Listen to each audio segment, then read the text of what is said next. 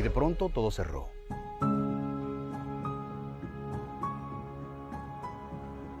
Cerró el negocio, cerró el parque, cerraron las calles, los aeropuertos y las puertas de los edificios adornados a los cuales hemos aprendido a llamar iglesias. Y con todo cerrado, las cámaras de video se convirtieron en púlpitos y los dispositivos móviles en asientos de primera fila para escuchar atentamente la palabra de Dios. Se cerró todo, pero de pronto nos hemos abierto a un nuevo despertar. Atrás han quedado los sermones que nada tienen que ver con lo trascendental, con el perdón de los pecados, la salvación del alma, la venida de Cristo, la vida eterna. Nos hemos hecho conscientes de que vivimos en un cuerpo que perece, con un espíritu prestado y un alma eterna.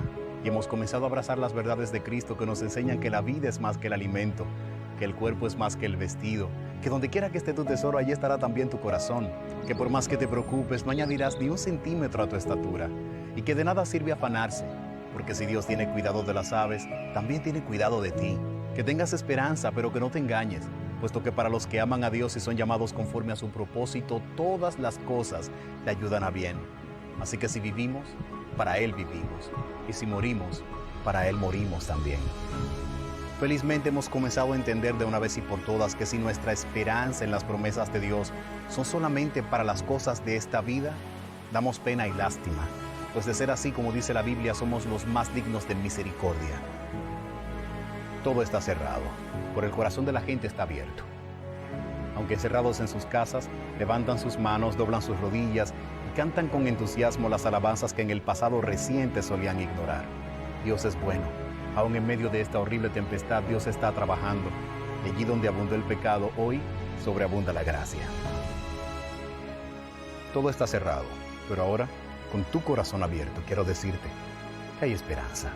Esto no es el final. Esto es apenas el inicio de una serie de acontecimientos que transformarán al mundo de manera dramática, pero no es el final.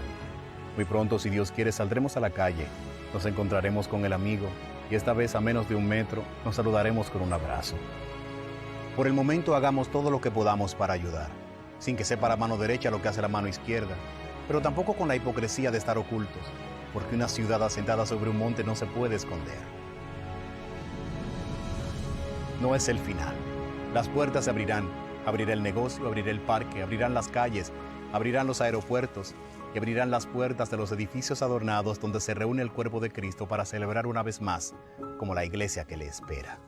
Mi querido amigo, cuando esas puertas se abran, yo te espero.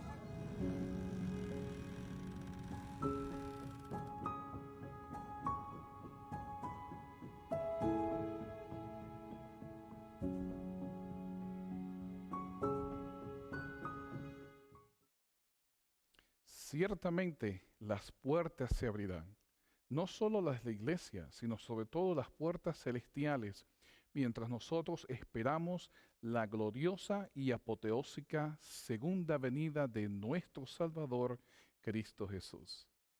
Mis queridos hermanos, quiero extenderles a todos con estas palabras una cordial y sincera bienvenida. A los hermanos de la Iglesia Hispana de San Joseph, y a los hermanos de la Iglesia Multicultural de Kansas City. Esperemos que podamos pasar un tiempo de oración, de bendición, de comunión, y que podamos gozarnos de las maravillosas enseñanzas y de las grandes bendiciones que Dios tiene reservada para nosotros hoy. Disfrutemos juntos de la siguiente alabanza.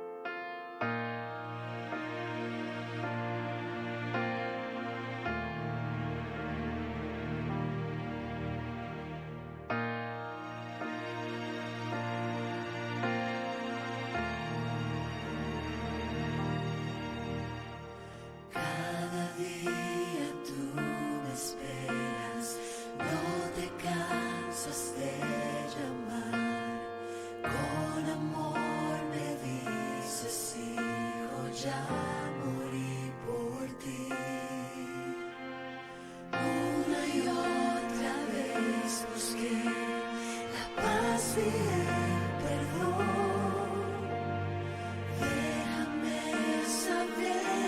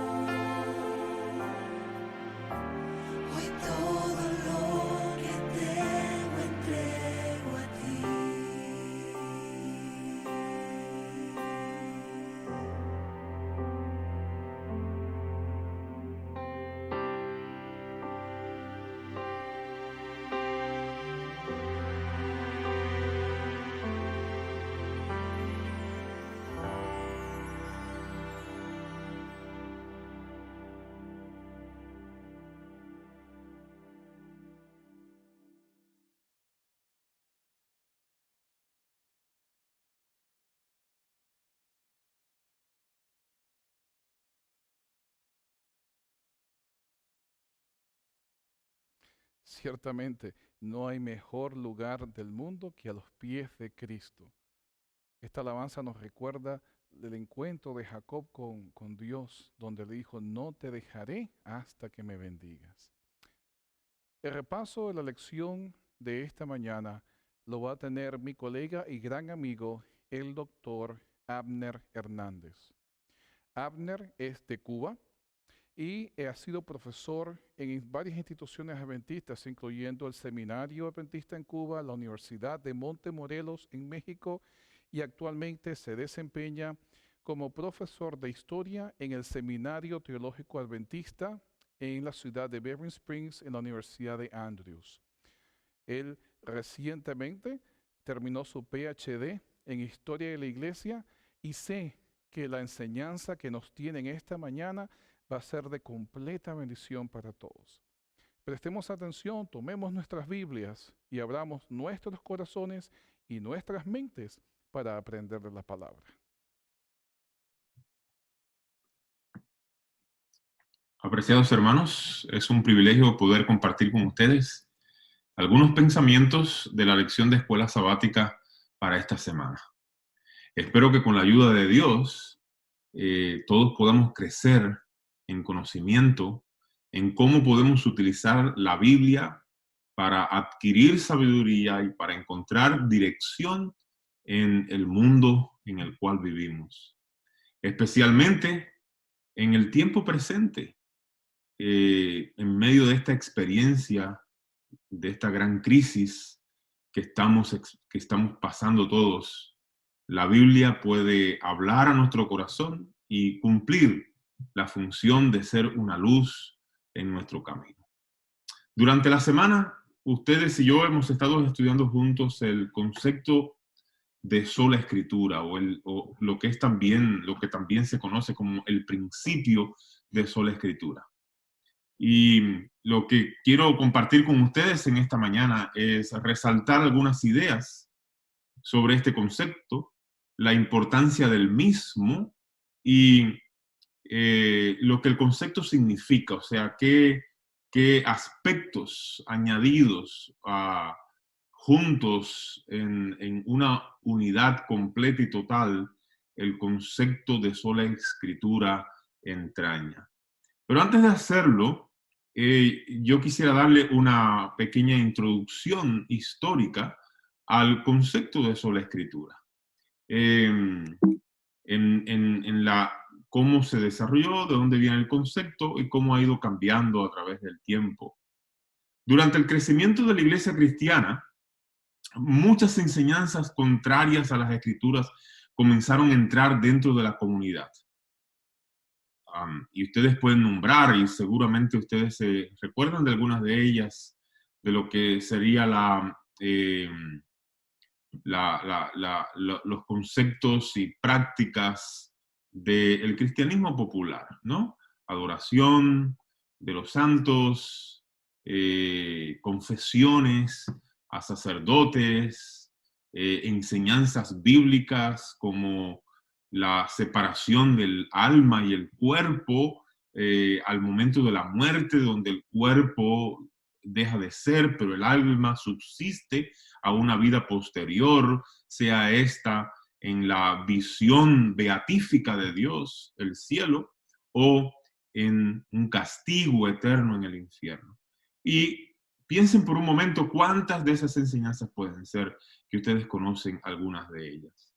Debemos reconocer, sin embargo, que muchas voces teológicas a través de la historia seguían clamando seguir y defender el principio de sola escritura. O sea, no es un principio de sola escritura que nos hemos creado dentro del adventismo, ¿no? Es muchos pensadores teológicos, pensadores bíblicos en diferentes momentos de la historia del cristianismo.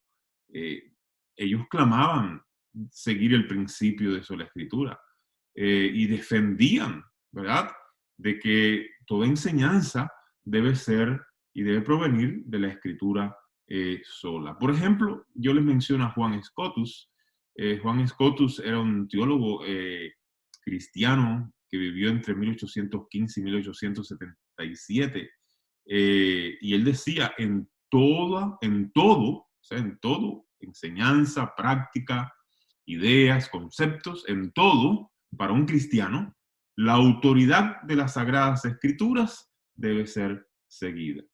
O sea, él está aquí, esto pudiera tomarse inclusive como una definición del concepto de sola escritura. O sea, en todo, o sea, las escrituras es la norma que norma toda la práctica y toda la enseñanza de la fe cristiana, para la vida inclusive, ¿ok? Para la vida.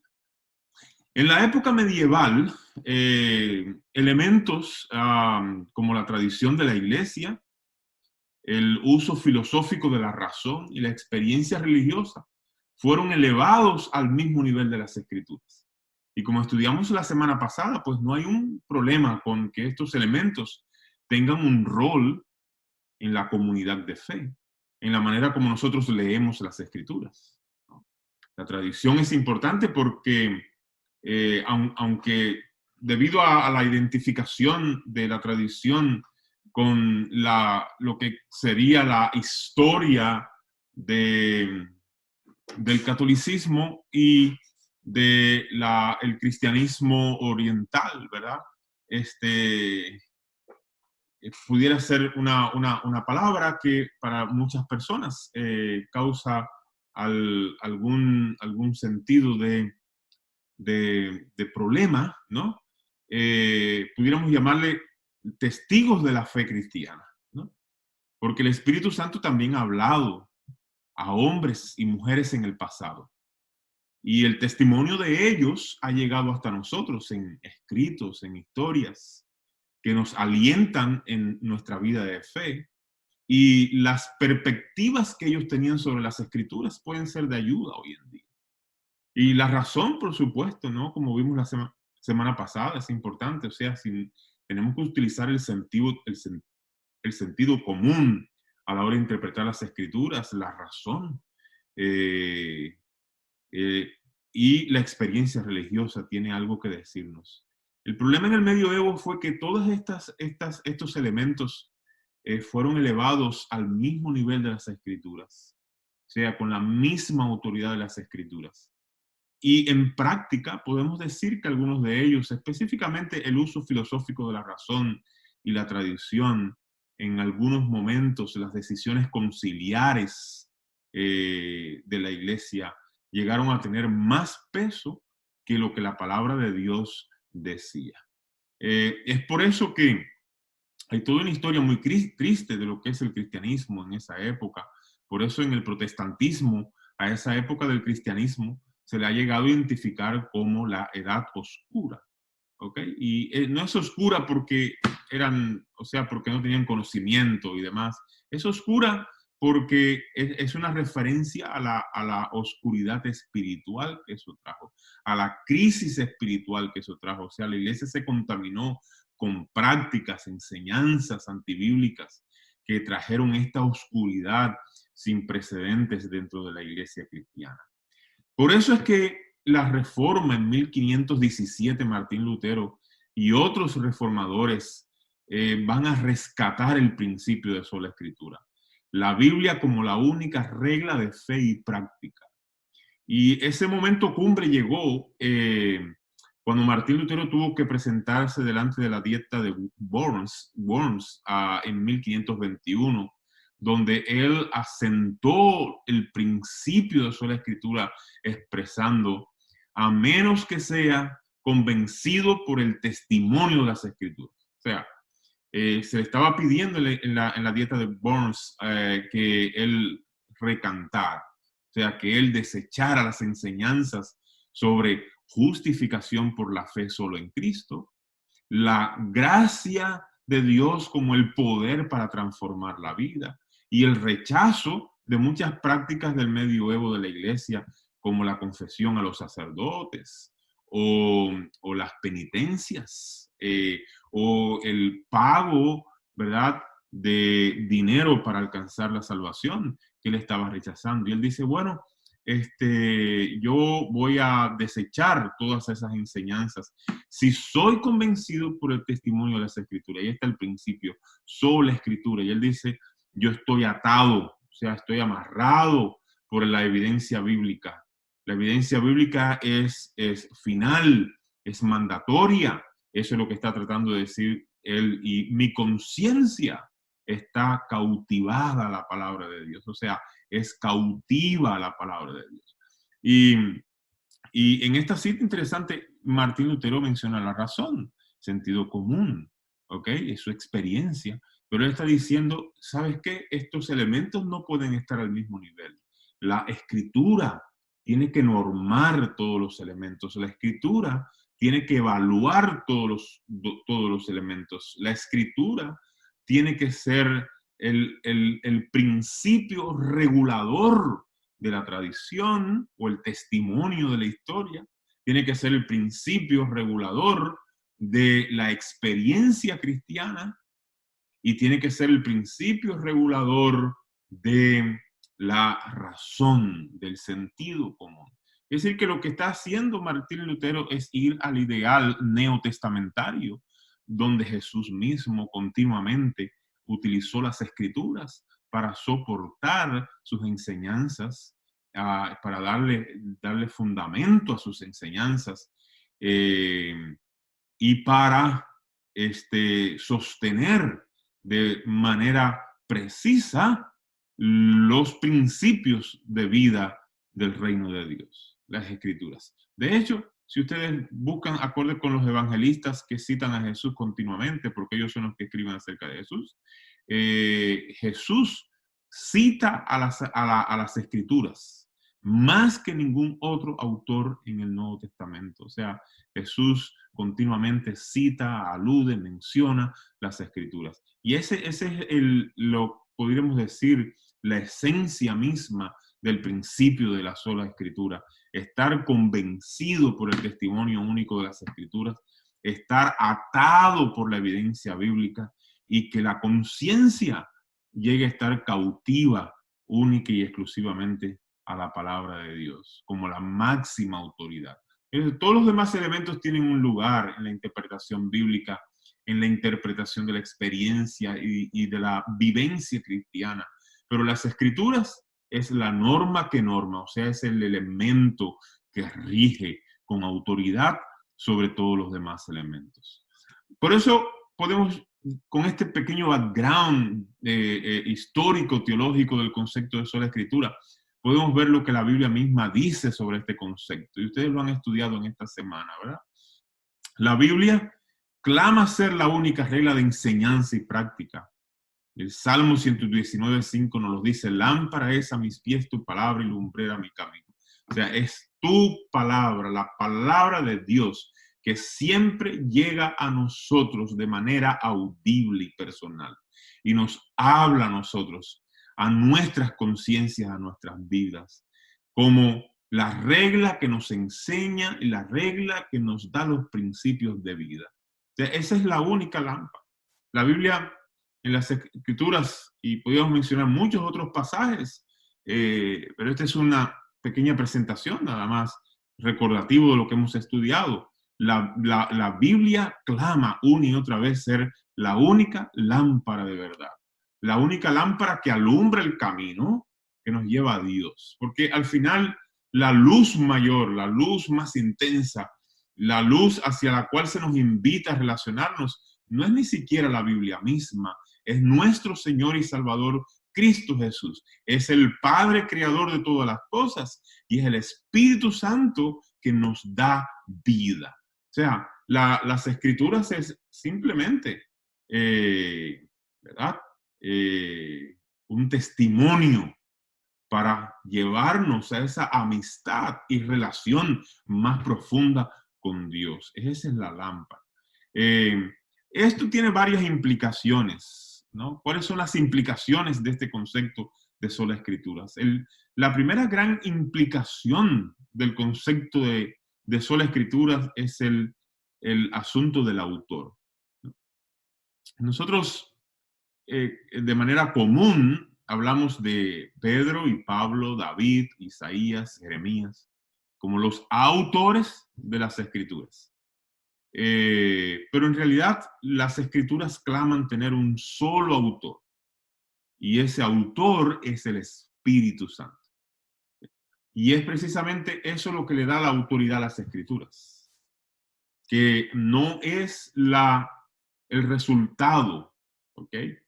No, las Escrituras no son el resultado de la imaginación espiritual de los seres humanos.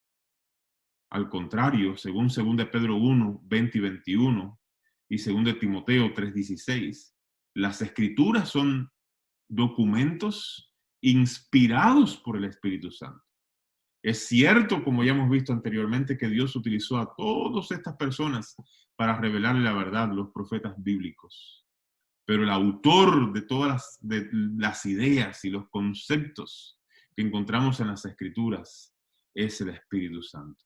Y esto inmediatamente nos lleva a una serie de implicaciones para la manera como nosotros usamos y la manera como nosotros vamos a estudiar las Sagradas Escrituras. Unidad.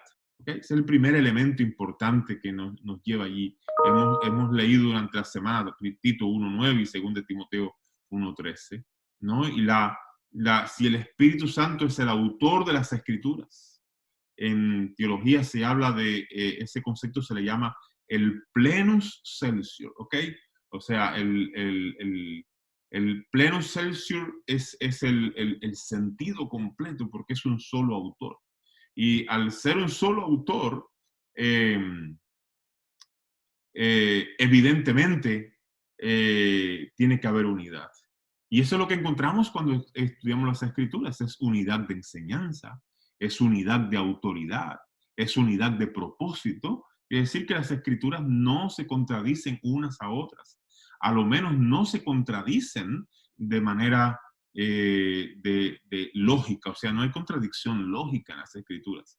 Algunas veces puede parecernos que este pasaje no tiene la misma idea que este otro pasaje, pero en realidad lo que estamos experimentando son ideas complementarias acerca de un mismo tópico. O sea, lo que pasa cuando leemos con cuidado y con atención, ¿verdad? Lo que está sucediendo en las Escrituras es que estos autores están mirando las Escrituras o el concepto lo están mirando desde diferentes ángulos y no se están contradiciendo, simplemente están observando la misma realidad y explicándola desde perspectivas diferentes, de hecho, desde culturas diferentes y tiempos diferentes, porque esa es una realidad en las Escrituras, haber sido escrita y preparada diferentes épocas, diferentes autores y diferentes culturas, diferentes momentos culturales.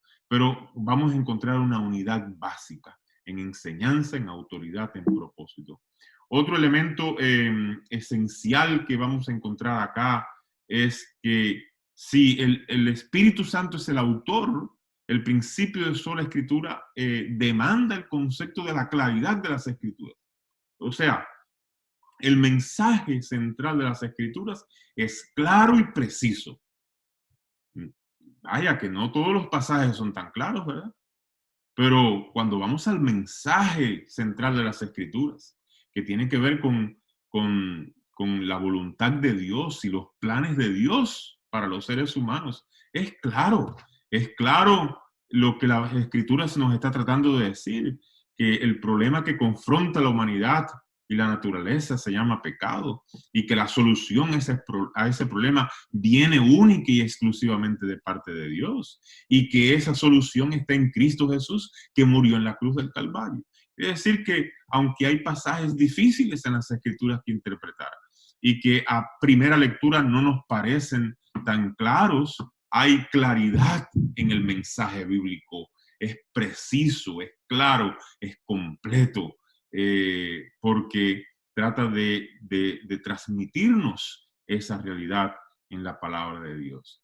Y otro aspecto importante es el concepto de intertextualidad. Yo quise expresarlo en ese sentido, o sea, los diferentes libros de las Escrituras se iluminan mutuamente para hacer comprensible cada pasaje. O sea, y ese es un principio elemental de interpretación bíblica que está en relación con el concepto de sola escritura. Un pasaje acá en Isaías ilumina otro pasaje allá en el libro de Apocalipsis. Y de esa manera, ¿verdad? Se va entretejiendo la verdad y los principios que Dios quiere enseñar a su pueblo. O sea, cada pasaje hace otro pasaje más y más comprensible. O sea, cuando hay un pasaje difícil de entender, este principio de intertextualidad nos dice que otras partes de las escrituras van a traer iluminación, van a traer comprensión sobre ese pasaje que aparentemente es difícil de interpretar. Y por lo tanto, la Biblia es su propio exégeta.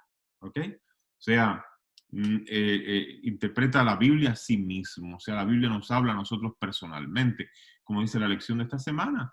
A última instancia, debido a la claridad de las escrituras, de que la Biblia se interpreta a sí mismo, la intertextualidad de las escrituras y el principio de unidad de las escrituras, el principio de sola escritura, demanda que nosotros no necesitamos una autoridad exterior que interprete la Biblia para nosotros, porque el mensaje central y básico de las escrituras queda claro, inclusive a la mente del más sencillo lector. Queda claro, ¿verdad? Lógicamente, eso no significa que la comunidad no tiene un rol a la hora de interpretar las escrituras otra vez, ¿eh? Porque Pedro lo hace bien claro, ninguna interpretación debe ser de interpretación privada. Y Pablo lo hace claro. Pablo dice, pues yo he recibido esta visión del Señor, es una experiencia que él tuvo con el Señor, y leyendo las escrituras me ayuda ya al desierto por 3 años, pero para no fallar, vine a donde estaban mis hermanos a preguntarles si yo estaba bien. Ustedes pueden leer ese pasaje ahí en Gálatas. Queda claro. Quiere decir que la comunidad es funcional y nuestras interpretaciones bíblicas que sacamos usando el principio de sola escritura debían de alguna manera ser traídas a la comunidad para conversar, y en la sabiduría de todos hay inteligencia, ¿verdad? En la unión de todos hay sabiduría. Finalmente, antes de terminar, tenemos que hablar, porque nosotros creemos que en el último tiempo Dios ha hablado, Dios ha prometido en el libro de Joel claramente hablarle a hombres y mujeres en el último tiempo con mensajes especiales para la iglesia en el tiempo del fin. Y nosotros creemos que ese espíritu de profecía, que es el Espíritu Santo, se ha manifestado en diferentes hombres y mujeres en diferentes momentos de la historia de la iglesia y en el último tiempo en la vida y obra de Elena G. de White. Ahora, ¿cómo funciona esto si tenemos la Biblia y Elena G. de White? ¿Será que están al mismo nivel? Recuerden una cosa, el gran problema de la iglesia en el medioevo fue poner la tradición, la razón, la experiencia al mismo nivel de la Biblia. Si nosotros pusiéramos a Elena G. de White al mismo nivel de la Biblia, estaríamos cayendo en el mismo error y cometiendo el mismo problema. Y esto no lo digo bajo mi autoridad, lo digo bajo la autoridad de Elena G. de White. Ella una y otra vez nos dijo que sus escritos son un medio para animarnos a estudiar la Biblia. Los mismos funcionan como una invitación a las escrituras. Y la Biblia es esa luz que alumbra el camino a la luz que es Cristo Jesús. Y los escritos White son una luz menor que también nos ayudan en nuestra comprensión del plan de Dios para nuestra vida y para la humanidad. Sin embargo, hay un principio que tenemos que mantener si vamos a ser consistentes. Si vamos a ser consistentes de que la Biblia y la Biblia solo es nuestra fuente de fe y práctica, entonces tenemos que reconocer que incluso los escritos de Elena G. de White están supeditados a la autoridad de las escrituras. O sea, el principio de sola escritura norma los escritos de Elena G. de White. Es decir, que nosotros tenemos las escrituras, el principio de sola escritura significa que a este nivel está la escritura, y aquí debajo, ¿verdad? Ustedes pueden tener el testimonio de la historia, pueden tener por acá la experiencia cristiana, pueden tener por acá la razón, ¿ok? Pueden tener por acá la ciencia inclusive, porque Elena G. de White habla de 2 libros, ¿verdad? La Biblia y la ciencia como parte de la revelación de Dios y los libros de Elena G. de White. Pero todas estas cosas, todos estos elementos están bajo la autoridad de la norma que norma a todos, pero que no es normada por nadie.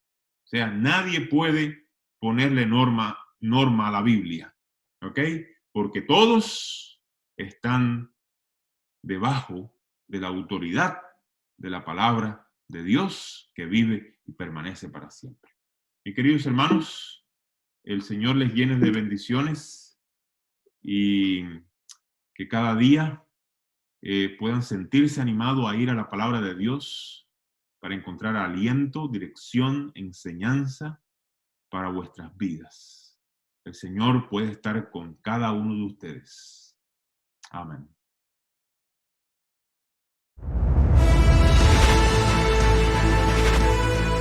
Probad y ved.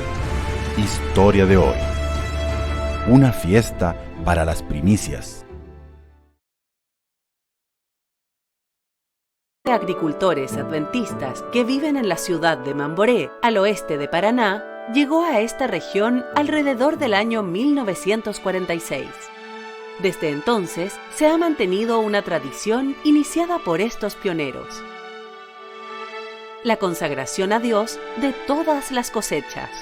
Para marcar esta costumbre sagrada, procedente de la gente de Israel, de cuando ellos realizaban las fiestas conmemorativas, los agricultores de Mamboré crearon la fiesta de las primicias, que se celebra el primer sábado de mayo.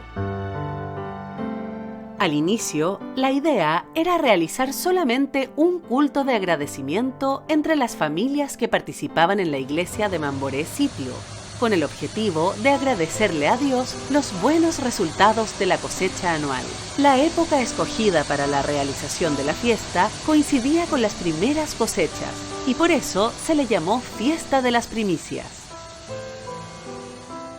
Este simbolismo de entrega de las primicias está relacionado al concepto de mayordomía cristiana. Es la actitud de aquel que acepta a Cristo como su Señor, recorre sus caminos y también actúa como administrador de los asuntos de Dios aquí en la tierra. Hace 17 años se realiza la fiesta en la iglesia de Mamboré Sitio, donde más de 3.000 personas celebran la consagración a Dios de sus vidas, sus talentos, su tiempo y sus bienes.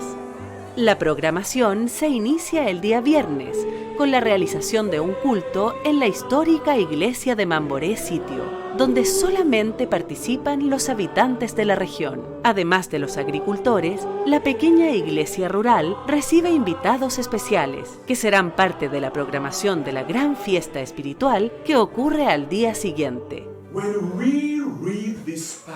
Cuando leemos este texto,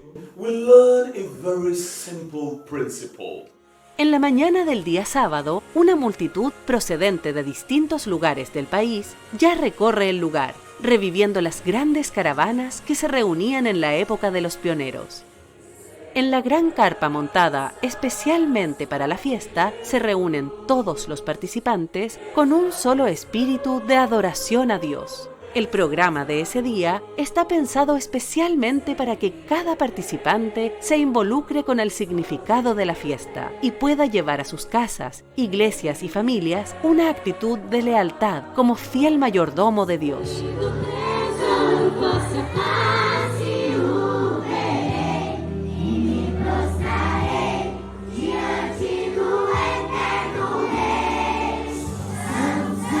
El momento más destacado de la fiesta ocurre cuando, de forma simbólica, las familias se reúnen para llevar hasta el altar del Señor los primeros frutos de la tierra. Cada familia selecciona lo mejor de su cosecha para representar su actitud de fidelidad con Dios y de forma muy organizada, en profunda reverencia, ingresan por el centro de la carpa, otorgándole a la ceremonia un lindo significado en esta celebración espiritual.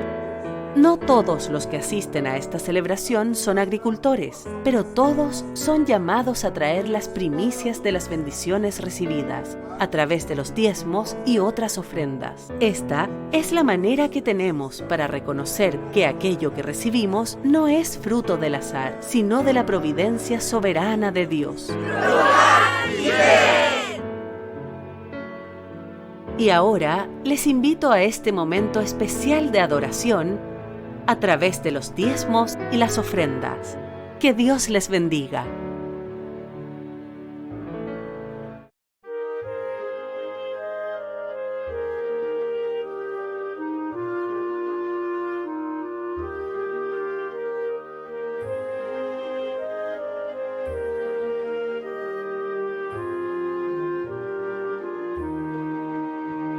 Traían en silencio presentes al Señor, su amor humilde y puro les daba gran valor, palabras de consuelo y hechos de bondad. Jesús los recibía por sus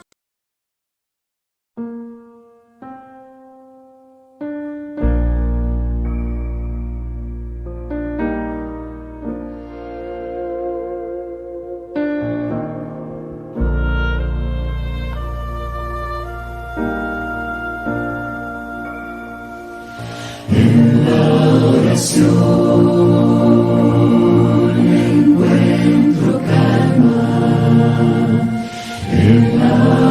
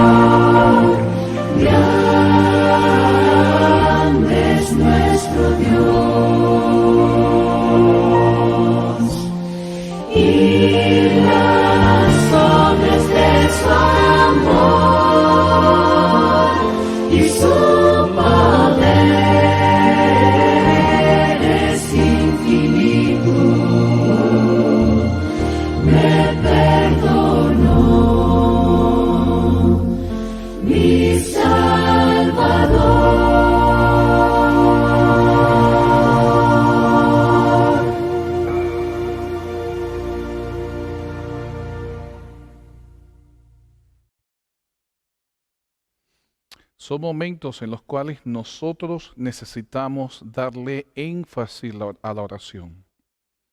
Quiero pedirles que todos se junten con sus familias, personas que están en sus casas en estos momentos, y podamos unirnos en este acto sagrado de llevar nuestras cargas, nuestras alegrías y todo lo que nosotros tenemos delante de la presencia de Dios. Voy a tener un momento especial donde voy a hacer silencio para que ustedes eleven sus peticiones personales delante de Dios. Mis queridos hermanos, busquemos al Señor en oración. Amantísimo Padre Dios Todopoderoso, Señor, venimos delante de tu presencia. Con humildad, Señor, nos postramos delante de ti, buscando, Señor, tu bendición, pero sobre todo tu presencia. Padre amado, damos gracias por cada una de las bendiciones que tú nos has concedido a lo largo de esta semana, Señor. Gracias por haber preservado nuestra salud, gracias por haber preservado nuestras finanzas. Gracias, Señor, porque en medio de un mundo que está sumergido en angustia, Señor, tu bondad no nos ha faltado. Por ello, amado Padre, venimos delante de ti, sabiendo de que tú eres el Rey del universo, el dueño de todas las riquezas, el dador de bendiciones y bienaventuranzas, y aquel que puede traer paz y calmar nuestros corazones angustiados. Señor, en estos momentos escucha las peticiones de tus hijas, de tus hijos. Inclina tu oído, Señor, a escuchar nuestro clamor y también nuestra alegría por tus bondades.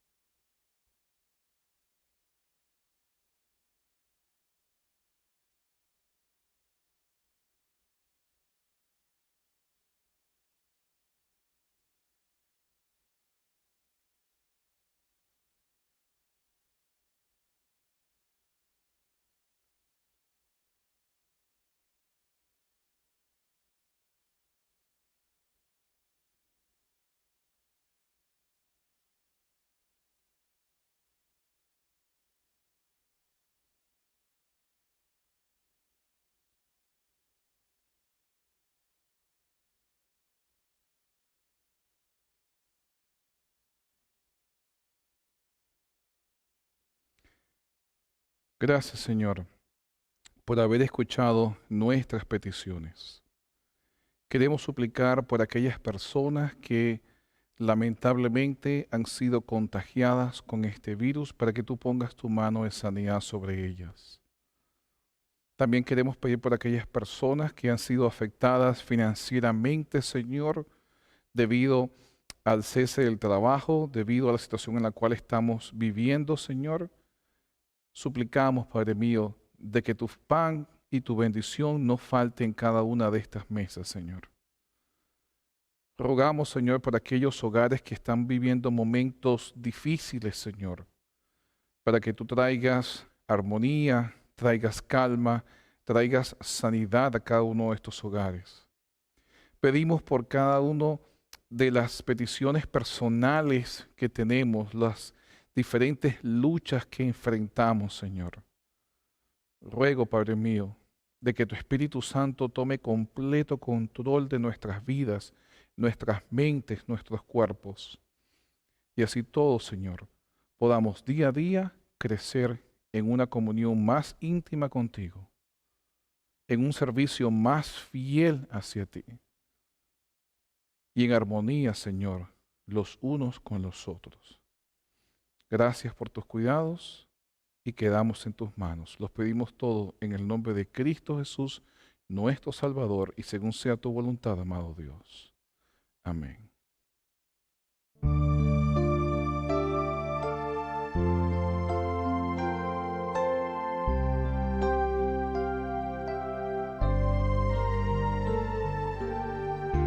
No tengo razones para dudar de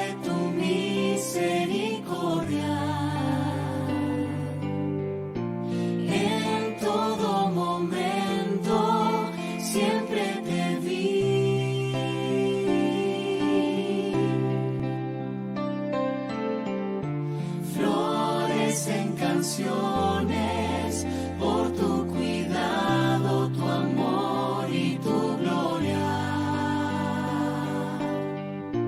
Confiado estoy si vives en mí.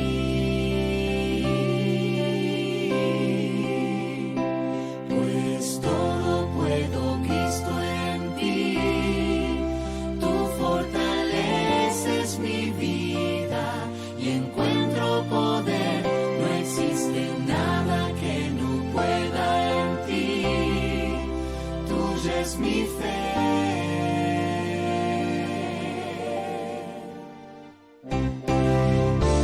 Grandioso es tu nombre, no hay imposibles, no existen derrotas.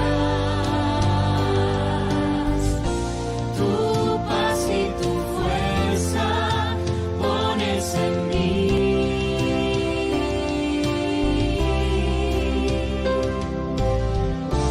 Son tus bendiciones, una morada de amor y victoria. No escondas tu rostro nunca de mí.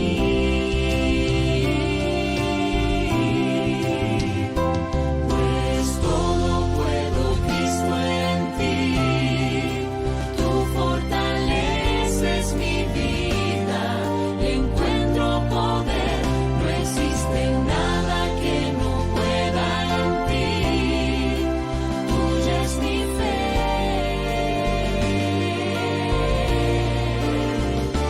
Pues todo puedo, Cristo en ti. Tú fortaleces mi vida y encuentro poder. No existe nada que no pueda en ti. Tuya es mi fe. Tuya es mi fe.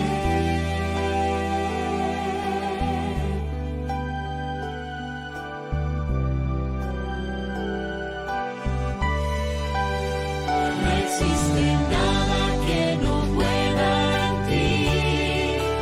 Tuya es mi fe. Tuya es mi fe.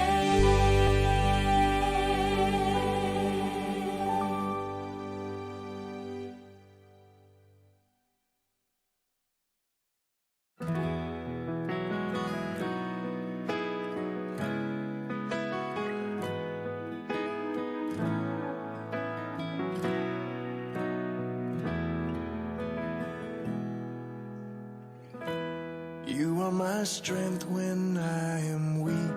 You are the treasure that I seek. You are my all in all. Seeking you as a precious jewel, Lord, to give up I'd be a fool. You are my all in all. Jesus, Lamb of God, worthy is your name. Jesus, Lamb of God, worthy is your name. Taking my sin, my cross, my shame, rising again, I bless your name. You are my all in all. When I fall down, you pick me up. When I am dry, you fill my cup. You are my all in all.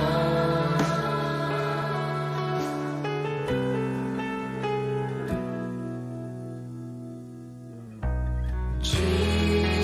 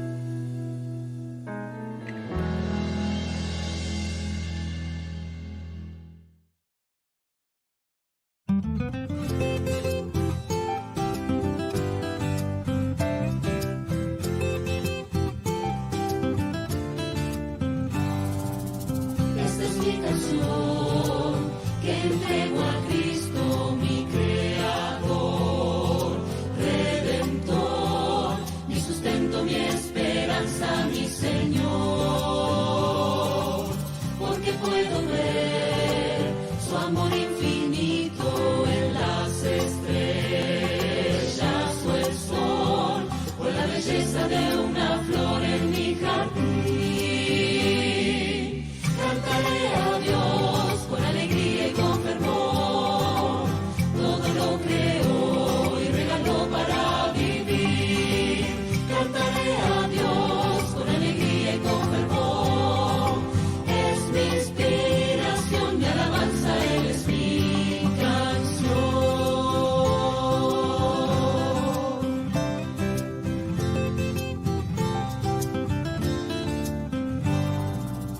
Es mi adoración, mi necesidad de elevar mi voz, proclamar y declarar las maravillas de Jesús. Cantaré a Dios con alegría y con fervor, todo lo creó y regaló para vivir. Cantaré a Dios con alegría y con fervor, es mi inspiración, mi alabanza, Él es mi canción.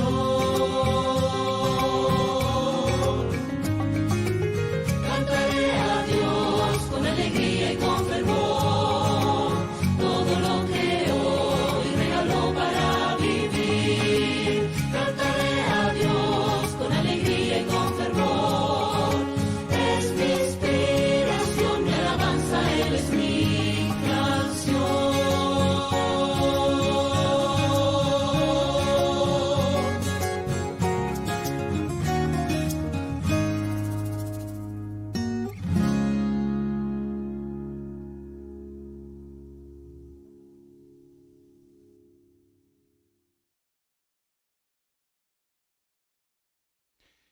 ¿Qué harían ustedes si se encontraran con un gran tesoro, algo de inmenso valor?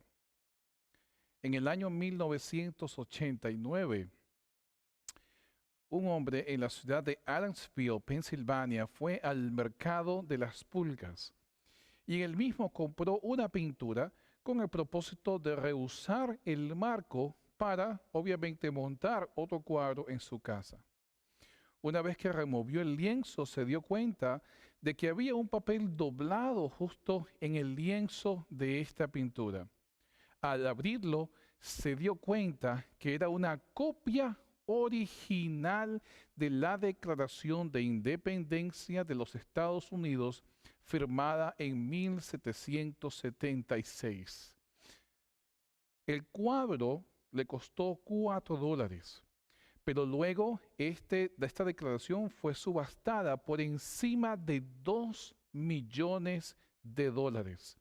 Ciertamente el dueño del mercado de pulgas no sabía el tesoro que tenía dentro de sus pertenencias.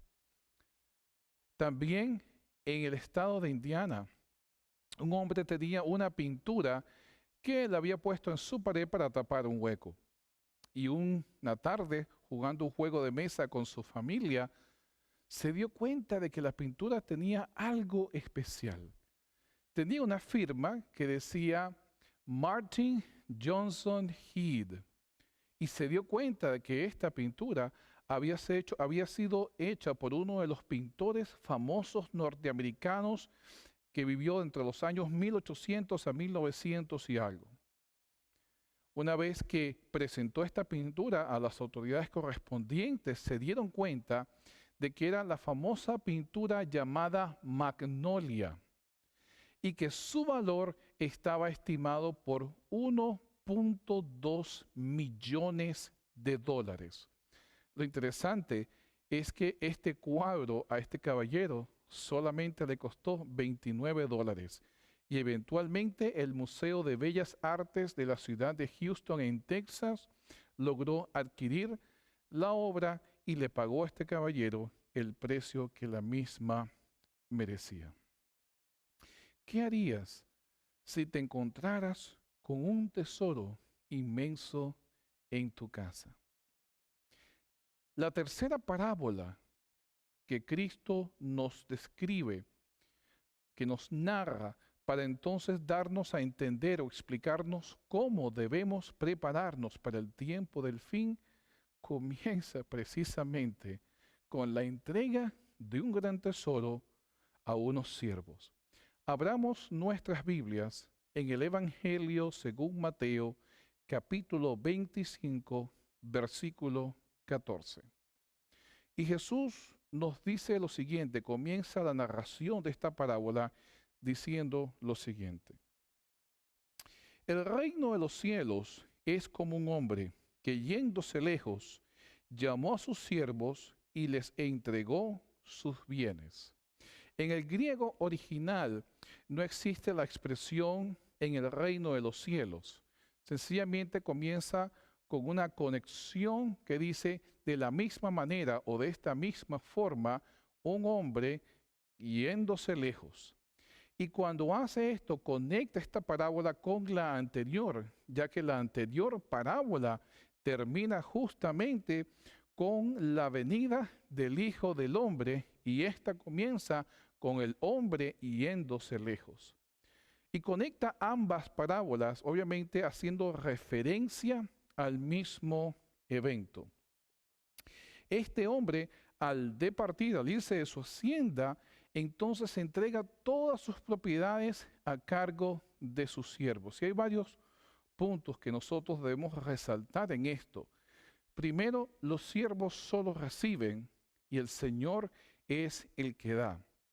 El Señor es el dueño de todo, los siervos son los administradores de lo que ellos reciben. El dueño se va y los siervos quedan en la hacienda. Pero la descripción de lo que da es algo que quizás debe llamarnos aún más la atención. Nos dice en el versículo 5 que este señor a uno dio 5 talentos, a otro 2 y a otro 1, y lo más importante, a cada uno conforme a su capacidad, y nos dice, y luego inmediatamente se fue lejos. Y esto es algo importante que resalta la parábola. Este no es un señor, un dueño de hacienda que no está pensando bien lo que está haciendo. Y cuando nosotros vemos que a uno dio 1, 2, parecieran cantidades insignificantes, 5 talentos, 2 talentos, 1 talento. Pero lo cierto es que el dueño dio a cada uno conforme a su capacidad, conforme a lo que ellos podían hacer. La palabra capacidad viene del griego dunamis, de donde se genera etimológicamente la palabra dinamita. Y obviamente la razón por la cual se usó este verbo para definir la palabra dinamita es por la capacidad que tenía de abrir espacios, la fuerza explosiva que tenía para poder romper rocas y poder abrir espacio para que los mineros y otras personas pudiesen continuar su trabajo. Este señor conocía a sus siervos íntimamente. Había trabajado con ellos, conocía sus personalidades, sus flaquezas, sus debilidades, sus fortalezas, sus atributos. Sabía de sus luchas, sus problemas. Y por tener un conocimiento completo de cada uno de estos siervos, entonces le dio a cada uno conforme a su capacidad. Noten que no les dio conforme a lo que ellos eran nada más, sino conforme a lo que ellos podían ser. Pedro era pescador, pero Dios vio en Pedro la capacidad de ser un orador por excelencia. Mateo era un cobrador de impuestos, pero Dios vio la capacidad en Mateo de poder escribir uno de los evangelios acerca de la vida de Cristo.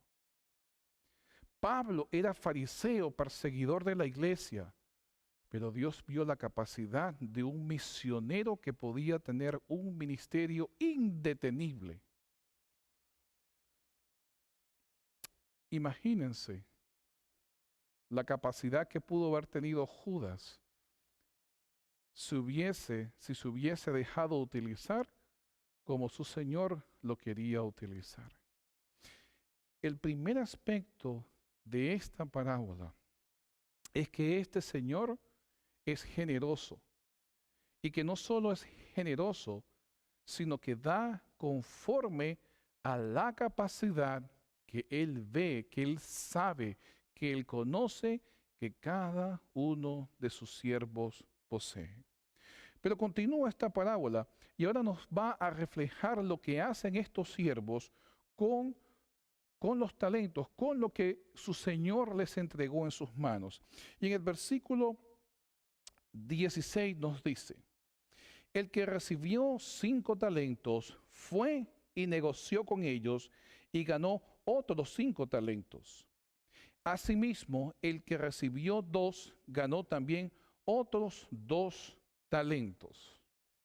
Estos 2 primeros siervos lo que hicieron fue justamente trabajar con ellos. El griego nos dice que tomaron estos talentos y negociaron, trabajaron con ellos. Inmediatamente que su señor se fue, estos 2 siervos se pusieron a trabajar con lo que el Señor les había concedido. Por lo tanto, irían a hacer negocios, por lo tanto, cambiarían con otros, invertirían. Pero ambos se ocuparon para beneficio de su Señor y en la obra de su Señor. Me recuerda las palabras de Cristo cuando le preguntaron por qué se había quedado solo en el templo con los fariseos, y la respuesta de Cristo es que en los negocios de mi Padre me conviene andar. Estos siervos estaban claros de cuál era su labor, cuál era su tarea y cuál era su fidelidad y dónde estaba su interés. Pero había un tercer siervo. Y nos dice en el versículo 18, pero el que recibió un talento, nos dice, hizo un hoyo en la tierra y escondió el dinero de su señor. En el griego nos dice en forma jocosa, y este siervo, el que recibió uno, salió inmediatamente, excavó la tierra para entonces esconder justamente el talento que el Señor le había dado. Y la pregunta es, ¿cuánto valor tenía lo que les había dado su Señor? ¿Eran cosas sencillas? ¿Eran nada más talentos, un poquito de dinero? ¿Le estaba pidiendo su Señor a estos siervos algo exageradamente imposible de hacer? Para nosotros entender la respuesta a esta pregunta, tenemos que entonces conocer un poco acerca de la economía del mundo greco-romano. Quizás el trabajo más asalariado, con la mayor cantidad de ganancias que existía dentro del sistema económico de Roma, eran los soldados que pertenecían a una legión romana. Ellos ganaban aproximadamente 225 denarios anuales y obviamente eran los que tenían mayor estatus económico dentro del sistema romano. Los demás pues ganaban quizás menos cantidades, excepto quizás por los políticos del Senado o personas que ya obviamente venían ricos desde sus antepasados, porque habían heredado propiedades. Pero en cuanto a salarios, los soldados romanos eran los que más ganaban y estaba alrededor de 225, 250 denarios por año. Ahora, lo interesante es que un talento, el valor de un talento, fluctuaba entre los 6,000 denarios a los 10,000 denarios. Así que imagínense, si un soldado, que era el que más ganaba, tenía que trabajar todo un año para poder obtener 225 denarios, entonces para poder obtener un talento de plata, tenía que trabajar aproximadamente 27 años. Para obtener 2 talentos hay que duplicarlo alrededor de cerca de 56, 58 años. Y para obtener 5 talentos alrededor de 135 años. Les pregunto, si su empleador llegara hoy con un cheque para ustedes y les dijera, te voy a pagar lo que tú ganarías en los próximos 27 a 30 años, te lo voy a dar en un cheque hoy. ¿Qué harías con ello? ¿Qué harías con ese gran tesoro? Una de las cosas que nosotros tenemos que entender de esta parábola es que lo que el Señor le dio a sus siervos, tanto el de 1 talento, como el de 2 talentos, como el de 5 talentos, todo era de un inmenso valor. Es decir, a ninguno le dio limosnas. Por todo lo contrario, les dio grandes cantidades de dinero. Por eso es que la actitud del tercer siervo de ir a enterrarlo no tiene sentido. Ahora, enterrar dinero era común en la época greco-romana. De hecho, era uno de los medios más seguros para usted proteger su inversión financiera, su dinero. Meterlos en algún tipo de saco o de vasija de cerámica y entonces cavar un hoyo y enterrarla de manera que nadie, ningún ladrón pudiese tener acceso a donde usted tenía su dinero guardado. Pero esta cantidad de dinero, esta cantidad de inversión debió haber motivado a este siervo a hacer algo con ella. Pero el contraste es entre ambos siervos. Unos invirtieron en la cantidad que el Señor les dio. Y el otro, ilógicamente, agarró el cheque de $8 millones, se fue a algún sitio y lo escondió. No hizo nada con él. No hizo absolutamente nada. Y entonces la narración transiciona a un cambio que era de esperarse, pero que va a traer una consecuencia nefasta para este último siervo. Y nos dice en el versículo 19, después de mucho tiempo, regresó el Señor de aquellos siervos y arregló cuentas con ellos. Y noten lo que Jesús hace en cada una de estas parábolas.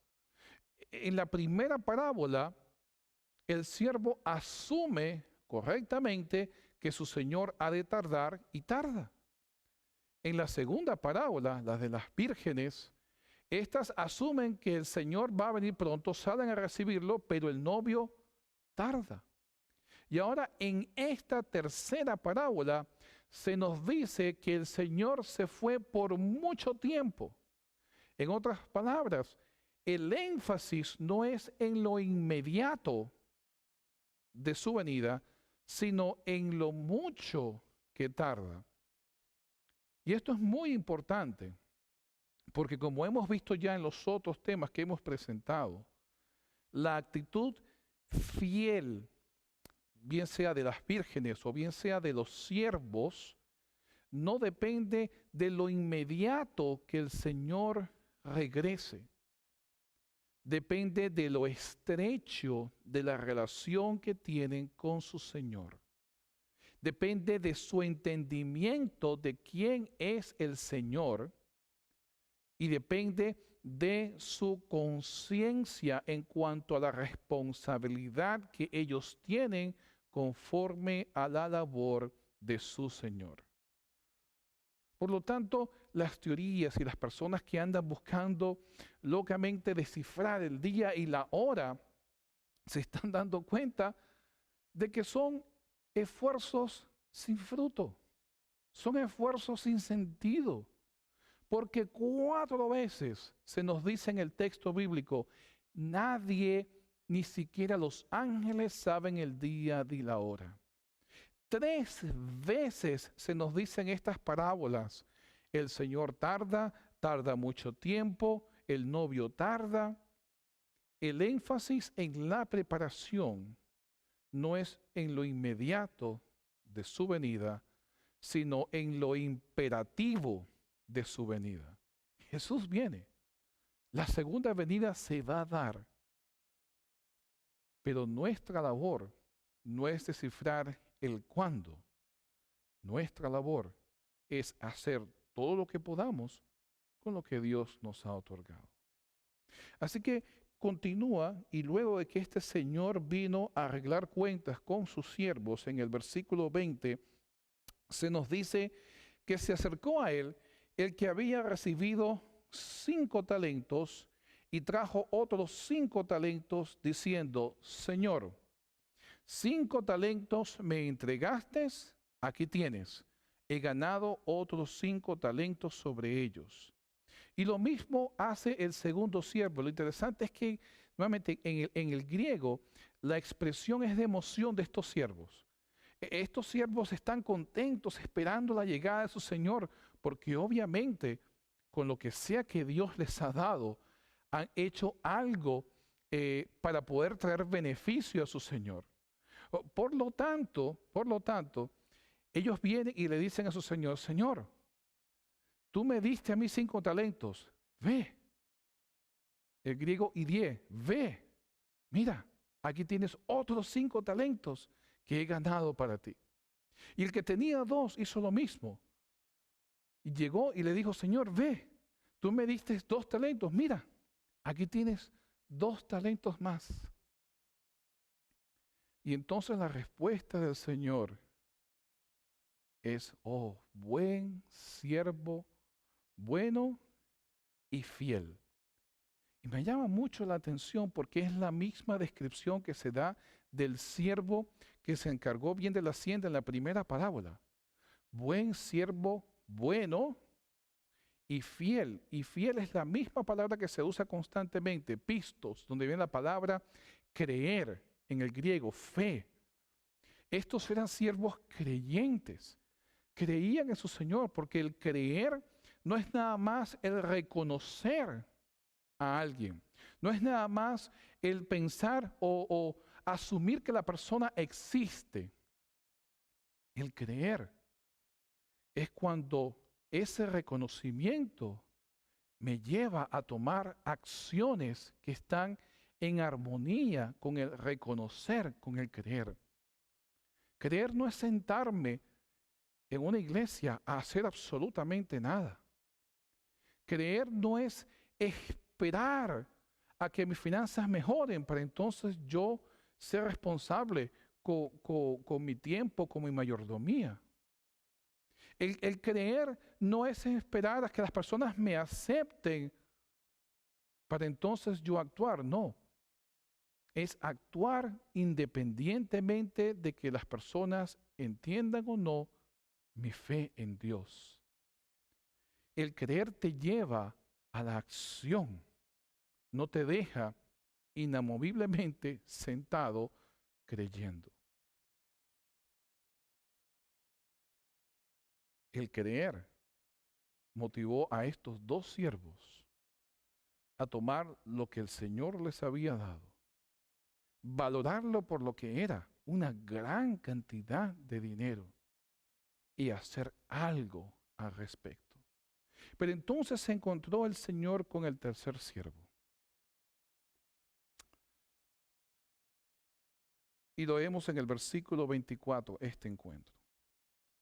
Pero acercándose también el que había recibido 1 talento, dijo: Señor, te conocía que eres hombre duro. La palabra duro quiere decir aquí inmisericordioso, intolerante, fuerte, casi que déspota. O sea, un hombre que era intransigente y que tenía 0 misericordia con cualquier persona que transgrediera o se metiera en su camino.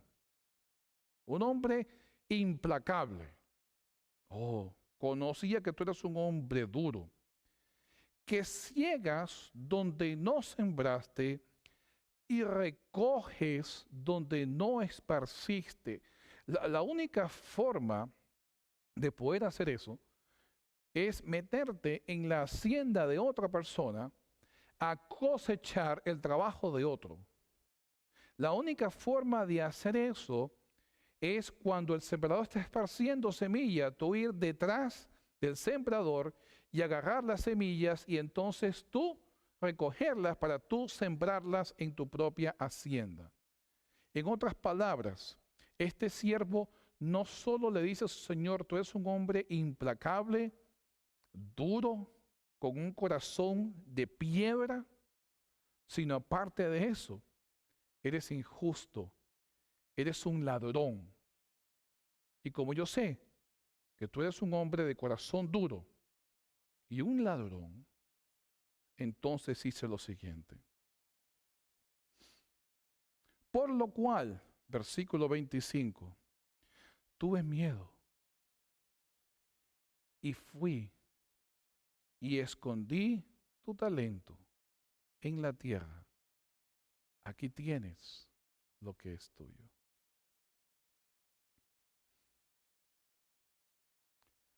Hay dos cosas que me llaman la atención de esta respuesta. Uno, que el siervo dice que tenía miedo.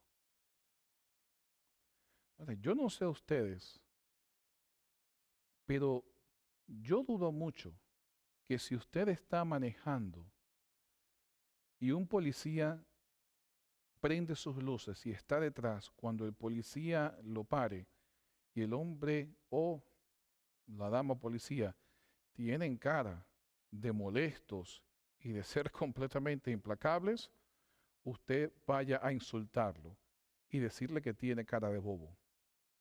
No creo que lo vaya a hacer, porque tiene miedo. Y el miedo te lleva al respeto absoluto. Sin embargo, este siervo dice que tiene miedo y en la forma en que se dirige a su señor es completamente insolente. Lo insulta, le llama ladrón, le llama injusto y aparte le dice, y de paso, tu corazón es de piedra, o sea, nadie se va a meter contigo. Y contrasta aún con la actitud del Señor, porque no solo conocía a sus siervos, no solo le dio grandes dones, grandes cantidades de dinero que ellos jamás hubiesen podido acumular durante lo largo de su vida. Estos hombres hubiesen trabajado toda su vida, tiempo completo, día tras día, y jamás hubiesen podido acercarse a obtener esta cantidad de dinero. Eran siervos, eran esclavos. Por lo tanto, la descripción del siervo contrasta con la actitud del Señor. Pero aún más, entonces el Señor le responde a este siervo. Noten la respuesta de él. Respondiendo su señor le dijo, siervo malo y negligente. La palabra negligente también se puede traducir como inservible. Siervo malo, inservible, inútil. Si sabías que yo donde no sembré, cosecho, y donde no esparcí, ciego,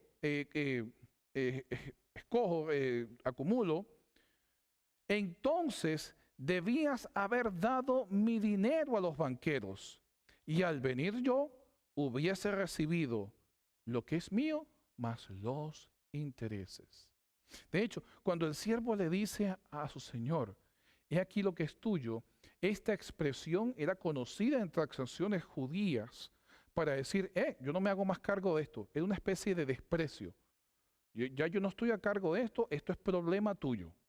Yo no quiero nada que ver con esto. Aquí tienes lo tuyo, déjame en paz. Y si este siervo era cierto que tenía miedo, entonces su miedo lo hubiese llevado a hacer la actividad más básica. El cobro de interés en la sociedad romana era altísimo. De hecho, hay récord de un hombre que llegó a cobrarle en un préstamo a una ciudad completa el 50% de interés. De hecho, si él en realidad hubiese tenido temor de que le arrebataran esta cantidad grande de dinero y la actitud o la acción que su señor podía tomar en contra de este siervo, era tan seguro el enterrar el dinero como el llevarlo a los banqueros y darle un préstamo para que entonces cobrara los intereses. No había riesgo alguno, no solo por lo alto de los intereses, sino por las seguridades que había en cuanto a la protección de las deudas. Por lo tanto, el siervo no arriesgaba nada. El asunto no era de que el Señor era implacable. El asunto era de que este siervo, con su actitud y sus palabras, obviamente menospreció al Señor y menospreció lo que su Señor le dio. Es como que a usted le regalen un Lamborghini y lo meta en su garaje, lo apague, cierre todo y jamás lo use. Es como que a usted le regalen un avión y en vez de usarlo, sencillamente lo guarde en un almacén y más nunca sepa de él. Es como que le den un cheque de $20 millones y usted lo ponga debajo del pote de la basura para más nunca verlo. Este siervo menospreció lo que su Señor le había dado. Y entonces se nos dice que el Señor ordenó quitarle el talento que le había concedido a este siervo, dárselo al que tenía 5, y a este siervo le fue echado fuera, y ahí fue el llanto y el crujir de dientes. Investigué un poquitico acerca del crujir de dientes, la expresión de crujir de dientes. Y es una expresión que aparece en el Salmo 112, en el Salmo 112, versículo 10. Este salmo habla acerca de la prosperidad de aquel que teme a Dios, pero al final le dedica un par de oraciones al impío. Y dice en el versículo 10, lo verá el impío, o sea, la prosperidad del que teme a Dios, y se irritará, se enojará. Crujirá los dientes y se consumirá. El deseo de los impíos perecerá. Es decir, el crujir de dientes tiene que ver con la envidia, la rabia que sentía este siervo al ver las bendiciones que los otros de siervos recibieron, porque él fue lanzado fuera. Y al ver a los otros entrando en el gozo del Señor, en un estado de completa bendición y alegría, entonces crujió los dientes en envidia. Es lo mismo que ocurrió con las vírgenes. Cuando llegaron tarde, la puerta se había cerrado. Quedaron fuera. Es el mismo sitio donde es lanzado el siervo hipócrita, donde es el lloro y el crujir de dientes. Es la misma acción que vemos en el Apocalipsis cuando todos los impíos suben para tomar la ciudad de Dios. Es el sentimiento de alguien a quien Dios le dio algo precioso y esta persona no lo valoró, sino que lo enterró, lo despreció y como excusa señala a su Señor como falto de misericordia y ladrón. Mis queridos hermanos, esta parábola nos enseña el hecho de que parte de la preparación para el tiempo de fin incluye el hacer algo con lo que Dios nos ha dado. Y algunos quieren igualar los talentos a cantar, la música, pero no. Tenemos que entender de que Dios nos ha dado regalos divinos, capacidades, Dios sabe cuál es tu capacidad. Dios te conoce íntimamente. Dios sabe lo que puedes y lo que no puedes hacer. Aún más, Dios sabe lo que Él puede hacer a través de ti. Y por eso, por esa razón, entonces hoy Dios te invita a que tú unas tus capacidades con el poder divino. Y el resultado será que 5 talentos se conviertan en 10. La preparación del fin no consiste en saber fechas, no consiste en buscar la perfección. La preparación del fin consiste, según la primera parábola, en tener una vida coherente, de misericordia hacia los demás, de servicio hacia los demás. Según la parábola de las vírgenes, la segunda parábola, de poder valorar la invitación que Dios nos ha hecho. Y según esta parábola, el estar involucrados en los negocios de nuestro Señor. No existe ninguna persona, a quien Dios, uno, no haya dado regalos divinos que sean de gran valor, y 2, en quien Dios no haya visto la capacidad de convertirse en su instrumento divino. Uno de los narcotraficantes más conocidos en la historia del mundo, Pablo Escobar Gaviria, en las penumbras o en la víspera, cuando iba a ser capturado, decidió enterrar todo su dinero. Y lo enterró en diferentes sitios, dando instrucciones a personas claves que sabían dónde encontrar el dinero. Una vez que salió de la cárcel, comenzó a buscar este dinero ya casi que en sus últimos años de vida, donde finalmente sería ejecutado, y encontró que aunque había guardado su dinero, millones y millones de dólares en bolsas de plásticos en la tierra, la humedad y los elementos de la naturaleza habían completamente podrido todos los billetes. Ya no le servían de nada. Mis queridos hermanos, no entierres lo que Dios te ha dado. No lo menosprecies ni lo compare con lo que los otros tienen. Porque el de 1 talento, el de 2 talentos y el de 5 talentos, todos eran de gran valor. En vez, ponlo al servicio del poder divino y deja que Dios te use.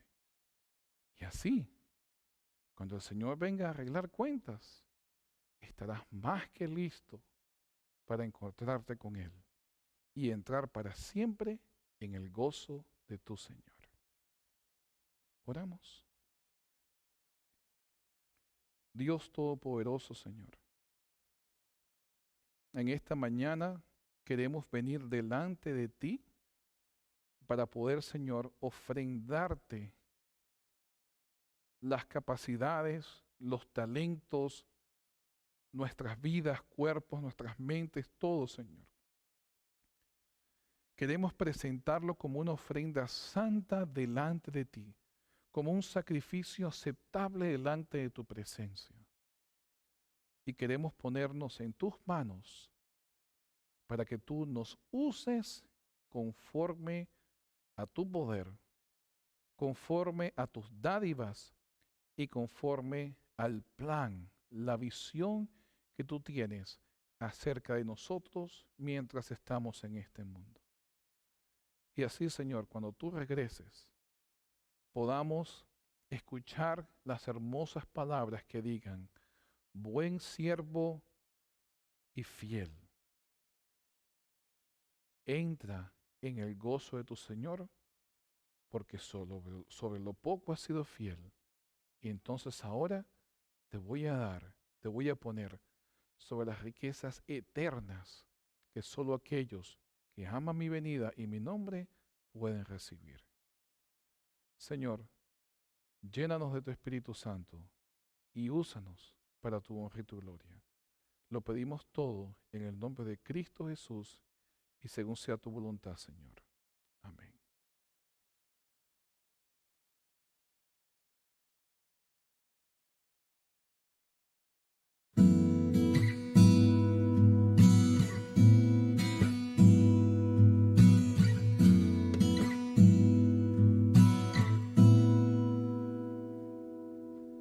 Nos veremos junto al río, cuyas aguas cristalinas fluyen en puras argentinas desde el trono de nuestro Dios.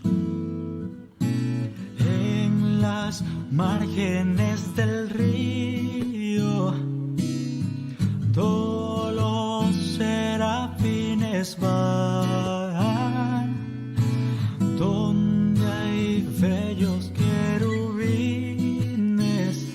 de la dicha eterna, Dios. Oh, si nos congregaremos en la ribera hermosa del río, cuyas aguas vivas dimanan del trono de nuestro Dios. Antes de llegar al río, nuestras cargas al dejar, libres todos quedaremos por la gracia del Señor. Pronto al río llegaremos, nuestra peregrinación terminando en los acentos de la célica canción. Oh, si nos congregaremos en la ribera hermosa del río, cuyas aguas vivas dimanan del trono de nuestro Dios. Oh, si nos congregaremos en la ribera hermosa del río, cuyas aguas vivas dimanan del trono de nuestro Dios, del trono de nuestro Dios, del trono de nuestro Dios.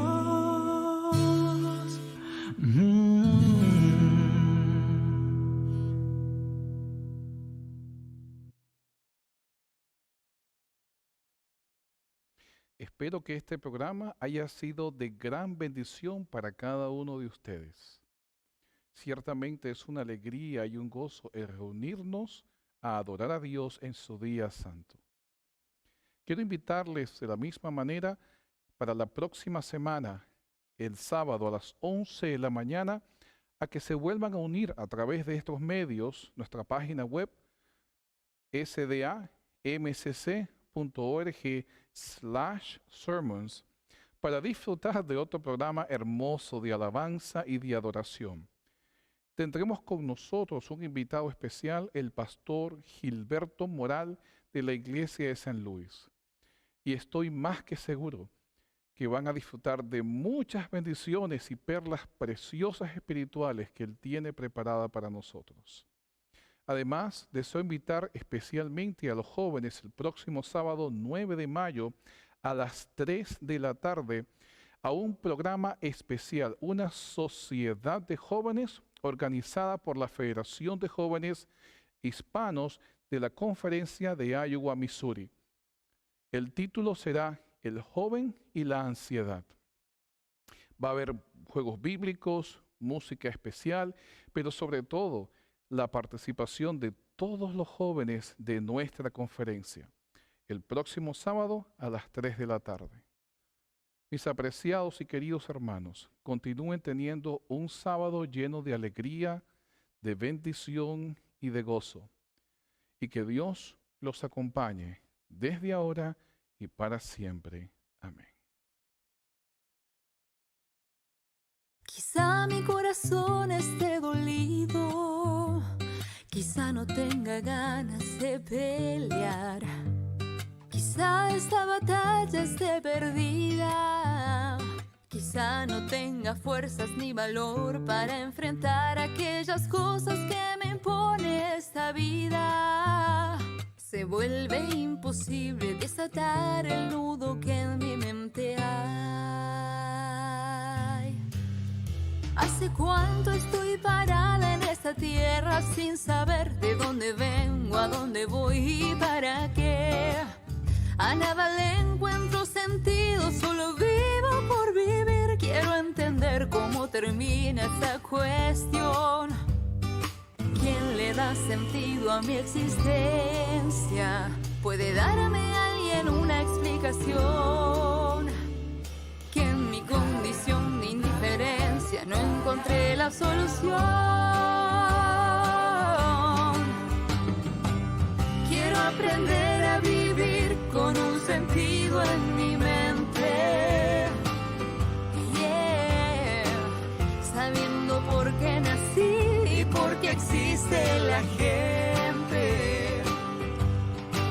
Solo sé que si la tierra gira todavía y el aire aún está para aquel que lo respire, y si hoy el corazón sigue aún marcando el tiempo, debe haber una intención.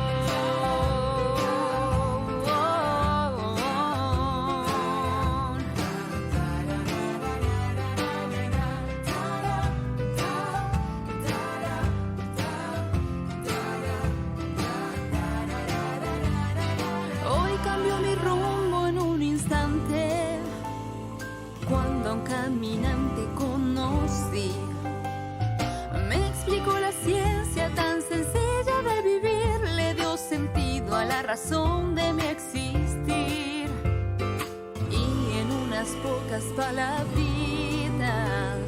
resumió toda la explicación. Deja de dar vueltas porque Dios es la respuesta a tu cuestión.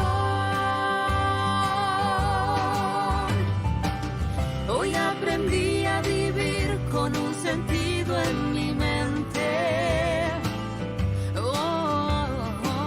sabiendo por qué nací y por qué existe la gente.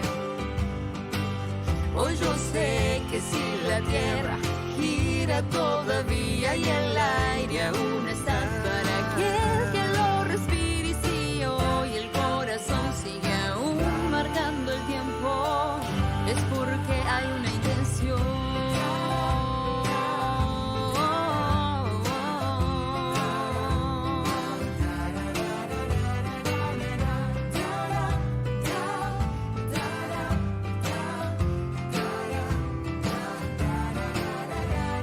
Quizá tu corazón esté dolido, quizá no tengas ganas de pelear, quizá hoy tu batalla esté perdida y ya no ves ninguna solución. Solo tengo unas palabras para hablarte al corazón. Dios es la respuesta a tu cuestión.